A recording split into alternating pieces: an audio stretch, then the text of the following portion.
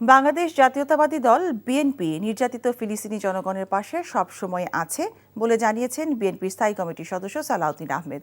ফিলিস্তিনি জনগণের ওপর ইসরায়েলি বাহিনীর বর্বর হামলার প্রতিবাদে দুপুরে ঢাকা বিশ্ববিদ্যালয়ের রাজু ভাস্কর্যের সামনে জাতীয়তাবাদী ছাত্রদল আয়োজিত বিক্ষোভ সমাবেশে একথা জানান তিনি। বিএনপি সব সময়ই নির্যাতিত মানুষের পক্ষে থাকবে। ইসরায়েলি বাহিনীর নির্মম হামলা থামাতে জাতিসংঘের ভূমিকা নিয়েও প্রশ্ন তোলেন তিনি। একই সাথে অবিলম্বে ফিলিস্তিনের গাজা, রাফাহ সহ সবখানে গণহত্যা বন্ধের দাবি জানান সালাউদ্দিন।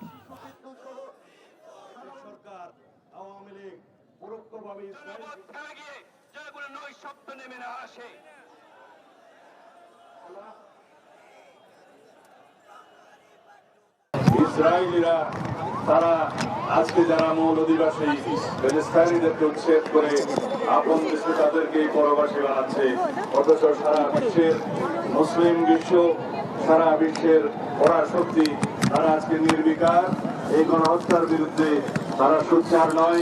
এমনকি প্রত্যক্ষ এবং পরোক্ষভাবে এই গণহত্যার মদত যোগাচ্ছে মার্কিন বাহিনী। আমরা তার তীব্র নিন্দা এবং ক্ষোভ জানাই এবং সারা পৃথিবীতে মুসলিম বিশ্বের যারা মোড়ল তাদের প্রতি আহ্বান জানাই, আপনারা সারা পৃথিবীতে নির্যাতিত মুসলিমদের পক্ষে আপনাদের কণ্ঠ উচ্চকিত করবেন।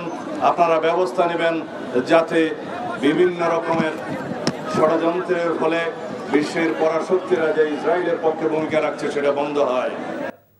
বান্ডেল থাকলে প্রতি সেনমানিতে টাকা বাঁচবে। বিকাশ সেনমানি বান্ডেল কিনে জিতুন প্রতি লেনদেনে।